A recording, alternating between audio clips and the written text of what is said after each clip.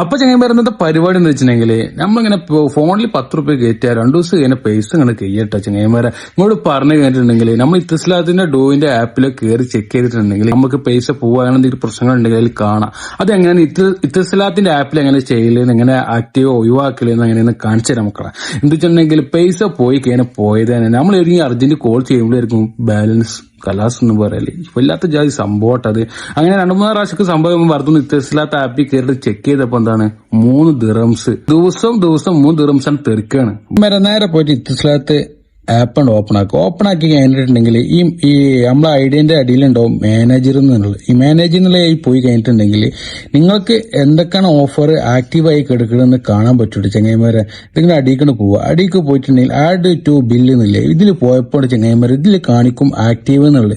Active ആയ bill, അതായത് നമ്മൾ അറിയാതെ പൈസ എന്തെങ്കിലും കയറിയിട്ടുണ്ടെങ്കിൽ അത് കാണിക്കുന്നില്ല. അപ്പൊ അതിൽ അടിയിലുണ്ടാവും അൺസബ്സ്ക്രൈബർ എന്നുണ്ടാവും. അതിനപ്പോൾ അത് ഡിലീറ്റ് ആക്കിയതിന്റെ ശേഷമാണ് ഒരു വീഡിയോ ചെയ്താലോ എന്നുള്ള ഓർമ്മയിൽ വന്നത്. അറിയാത്ത ആൾക്കാർ പ്രവാസിയുള്ള ആള്.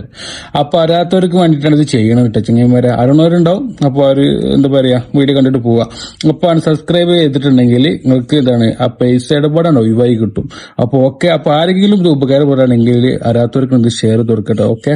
അതേമാർക്ക് ഇതിൽ പല പ്ലാൻസ് ഒക്കെ കാണിക്കും. പരിപാടി ചെയ്യും. നമ്മൾക്ക് റൂമിൽ ഇന്ന് തന്നെ പരിപാടി തീർക്കാം. അപ്പൊ ഓക്കെ. ഇത്ര വീഡിയോ അടുത്ത കാത്തുക്കാം.